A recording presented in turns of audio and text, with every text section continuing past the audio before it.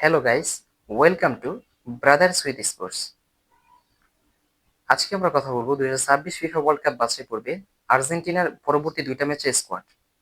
যে স্কোয়াডে Lionel Scaloni নামের একটা 25 সদস্যের স্কোয়াড দিয়েছে। যে স্কোয়াডে গোলকিপার হিসেবে আছেন ইমিলিয়ানো মার্টিনেজ, ওয়াল্টার ব্যান্তেস এবং জিরোনিমো রুলি। এই তিনজন হচ্ছে গোলকিপার। ইমিলিয়ানো মার্টিনেজ অ্যাস্টন ভিলার হয়ে খেলে প্রিমিয়ার লিগে, এবং ওয়াল্টার ব্যান্তিস খেলে পিএসভি, এবং জিনোরিমা রুলি খেলে অলিম্পিক মার্সেলি ফ্রান্সের ক্লাব। তিনজনই খুবই ভালো পারফরমেন্স করতেছে। তারা এক একজন এক একটা ক্লাবের এক একটা ত্রাণকর্তা হিসেবে। অ্যাস্টন ভিলার হয়ে আমি ইমিলিয়ানো মার্টিনেজ যে সেভগুলো দিচ্ছে তা তো অবিস্মরণীয়। সেই আমাদের ফার্স্ট চয়েস গোলকিপার, এবং সেকেন্ড চয়েস হিসেবে জিনোরিমা রুলি এবং ওয়াল্টার ব্যান্তিস হচ্ছে থার্ড চয়েস। তবে এই জায়গায় একটা মিসিং নাম আছে, সেটা হচ্ছে জিরোনার যে গোলকিপার, আর্জেন্টিনার গোলকিপার, সেই গোলকিপারটা আহ, সেই গোলকিপারটা ডিজার্ভ করে। কিন্তু যেখানে ইমিলিয়ানো মার্টিনেজ, রুলি এবং ওয়াল্টার ব্যান্তিস খুব ভালো পারফরমেন্স করতেছে, সেখানে জিরোনার গোলকিপারটা একটু বাদ পড়তে পারে। তবে ভালো গোলকিপার, আশা করি সে পরবর্তী কোনো টাকা হয়তো বা সে তাকে স্কালোনি তাকে দলে ডাকবে।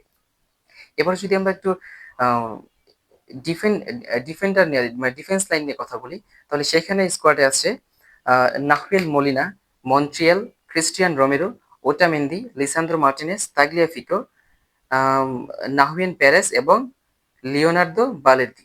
এখন যদি আমরা একটু খেয়াল করি যে এই স্কোয়াডটার মানে এই যে ডিফেন্সার গুলা, সেখানে নাহুয়েল মলিনা অ্যাথলেটিকো মাদ্রিদে খেলে, মন্ট্রিয়াল অ্যাথলেটিকো মাদ্রিদে খেলে, ক্রিস্টিয়ান রোমেরো টটেনহামে খেলে, লিসান্দ্রো মার্টিনেস মার্টিনেস খেলে হচ্ছে ম্যানচেস্টার ইউনাইটেডে। তো মোটামুটি এই যে নাহুয়েন প্যারেস নতুন কলিং, মানে এই প্লেয়ারটা নতুন কল পেয়েছে, সে এসে খেলে এই যে পর্তুগালের ক্লাব পোর্টোতে খেলে। এরপরে মোটামুটি ওই যে লিয়ান্দ্রো বালের্দি, এই প্লেয়ারটা খেলে হচ্ছে ইতালিয়ান সিরিয়া লিগে লাজিওর হয়ে। তো মোটামুটি স্কোয়াডটা, এবং অতামুন্দি খেলে হচ্ছে বেনফিকার হয়ে। ডিফেন্স লাইন দিয়ে আমরা সলিড, কারণ আমরা 2022 যখন ফিফা ওয়ার্ল্ড কাপ খেলেছি, তো সেখানে মোটামুটি অটামেন্দি, লিসান্দ্রো মার্টিনেজ এবং ক্রিস্টিয়ান রোমেরো, যাকে বর্তমানে সবচেয়ে সবচেয়ে মানে ভয়ঙ্কর দুইজন সেন্টার ব্যাক হচ্ছে লিসান্দ্রো মার্টিনেজ এবং ক্রিস্টিয়ান রোমেরো। এখন অটামেন্দির বয়স হয়ে গেছে। অটামেন্দিকে দেখবেন লিসান্দ্রো মার্টিনেজের জায়গায় সেই সেন্টার ব্যাকের পজিশনে নামানো হয়, তাকে তাকে সাবস্টিটিউট হিসেবে। কিন্তু কারণ আমরা অটোমেটিক সার্ভিসটা সবসময় পাবো না, এবং অটোমেটিক রিপ্লেসমেন্ট হিসেবে আমরা ধরতে পারি লিসান্দ্রো মার্টিনেজকে। এবং ক্রিস্টিয়ান রোমেরো তো সলিড। এবং দুই রাইট ব্যাক এবং লেফট ব্যাকে খেলে হচ্ছে মলিনা কিংবা তাগলিয়াফিকো স্টার্টিং করতে পারে। মোটামুটি আমরা এটাই আশাবাদী। এবার যদি মিডফিল্ড নিয়ে কথা বলি আমরা একটু, তাহলে মিডফিল্ডে আসছে হচ্ছে Enzo Fernandez, Paredes, Palacios, টিপল, Mac Allister, লো সেলসিও, পাজেলা এবং এনজো বারেনচিয়া, নিকো পাস এবং থিয়াগো আলমাদা। এখানে এনজো বারেনচিয়া নতুন কল পেয়েছেন নভেম্বরের উইন্ডোতে। আমরা এনজো ফার্নান্দেজ জানি যে চেলসির হয়ে লাস্ট ম্যাচেও সে কি করেছে, তিনটা অ্যাসিস্ট করেছিল। এখন বর্তমানে এনজো ফার্নান্দেজ হচ্ছে চেলসির একটা ক্যাপ্টেন আর্মব্যান্ড পরে থাকে। ম্যাকালিস্টার তো লিভারপুলের অসাধারণ পারফরমেন্স করতেছে, সে হচ্ছে অ্যাটাকিং মিডফিল্ডার। ডিপলের লাস্ট ম্যাচে যখন কোপা দেল রে একটা ম্যাচের ভিতরে অসাধারণ একটা পাস দেখেছি আমরা মিডফিল্ড থেকে। এবং আমরা যদি একটু কথা বলেছি লিয়ান্দ্রো পারাদেসকে নিয়ে, পারাদেস এএস রোমাতে খেলে। রোমাতে সে ভালো সময় কাটাচ্ছে, কিন্তু সে আহ, রোমা থেকে সে এবার উইন্টারে সে চলে যেতে যাচ্ছে আর্জেন্টিনার একটা দল, বুকা জুনিয়র্স। তবে এখন যদি সে যদি সেইখানে চলে যায়, তাহলে আমরা মানে তার ক্যারিয়ার নিয়ে একটু শঙ্কিত, কারণ টিওয়াইসি স্পোর্টস বলতেছে যে যদি সে বুকা জুনিয়র্সে আসে, তবে সে তার ক্যারিয়ার হুমকির মুখে পড়ে যাবে। মোটামুটি আমরা এটা আশা করতে পারি।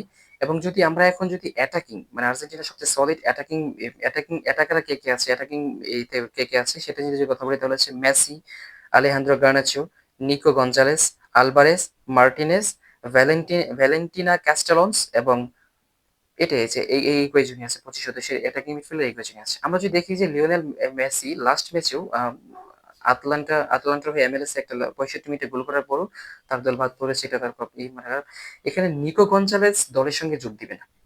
তার পরিবর্তে তার পরিবর্তিতে অন্য একটা প্লেয়ারকে, 17 বছর একটা প্লেয়ারকে ইনক্লুড করবে স্কোয়াডে। তবে তার নাম এখনো জানা হয়নি, পরবর্তীতে আমরা আপডেট দিয়ে দিব যে এই নিকো গঞ্জালেসের পরিবর্তে কে চান্স পাচ্ছে। কারণ জুভেন্টাসের হয়ে নিকো গঞ্জালেস যখন লাস্ট ম্যাচে লাইপজিগের এগেনস্টে ইউসিএল খেলতেছিল, সেখানে সে ইনজুরিতে পড়েছে। এবং লাউতারো মার্টিনেজ তো ইন্টার ইন্টার ইন্টার মিলানে খুবই ভালো করতেছে, সেখানে সে ক্যাপ্টেন আর্মবেন্ড। এবং হুলিয়ান আলভারেজ কে যখন আমরা ম্যানচেস্টার সিটিতে খেলতো, সে সেখানে মানে সুযোগই পাইতো না। পরবর্তীতে সে তার দলটা চেঞ্জ করে ম্যান সিটি থেকে চলে আসছে অ্যাথলেটিকো মাদ্রিদে। অ্যাথলেটিকো মাদ্রিদে সে মাঝে, মাঝে স্টার্টিং এ থাকে, মাঝে, মাঝে আবার বদলি খেলোয়াড় হিসেবে খুব ভালো পারফরম্যান্স করতেছে।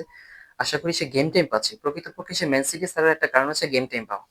সে এখানে সে ভালো করতেছে এবং আমরা যদি আরো দেখি যে ভ্যালেন্টিনা ক্যাস্টেলন্স মোটামুটি ভালো আছে। এইটা নতুন একটা কল করছে স্কালোনি। আশা করি এই স্কোয়াড নিয়ে আমরা আশাবাদী এবং প্রথম ম্যাচ হচ্ছে প্যারাগুয়ের এগেইনস্টে, প্যারাগুয়ের হোম মাঠে, সেটা 15 তারিখ এবং পরবর্তী ম্যাচ হচ্ছে পুর এ এ পেরুর সঙ্গে আর্জেন্টিনার এটা হোমে খেলা 20 তারিখে এটা। একটা খেলা হচ্ছে প্যারাগুয়ের সঙ্গে 5:30টায় এবং আ পেরুর সঙ্গে হচ্ছে আর্জেন্টিনার মাটিতে 6টায় খেলা। এখন আমরা যদি একটু পয়েন্ট টেবিলের দিকে তাকাই তাহলে পয়েন্ট টেবিলে ১ম এ আছে আর্জেন্টিনা। মানে ১০ ম্যাচে ২২ পয়েন্ট নিয়ে আছে। টপে একদম। আ দ্বিতীয়তে কলম্বিয়া, তৃতীয়তে উরুগুয়ে এবং চতুর্থতে ব্রাজিল। এ হচ্ছে আ বর্তমানে লাতিন আমেরিকার ওয়ার্ল্ড কাপ কোয়ালিফায়ার্স এর পয়েন্ট টেবিলের ১ম ৪ টা দল। আপাতত এই ৪ টা দলই কনফার্ম করা যায় যে এই ৪ টা দল কনফার্ম এবার সাব্বির ফিফা ওয়ার্ল্ড কাপ খেলবে। আপনারা কমেন্টে জানান যে আর্জেন্টিনার স্কোয়াড কেমন হয়েছে এবং প্রবাবল 11 টা কেমন হবে সেটা আপনারা কমেন্টে জানিয়ে রাখুন এবং স্পোর্টস রিলেটেড সমস্ত নিউজ আমরা এই আমাদের পেজে আপলোড দিয়ে থাকি।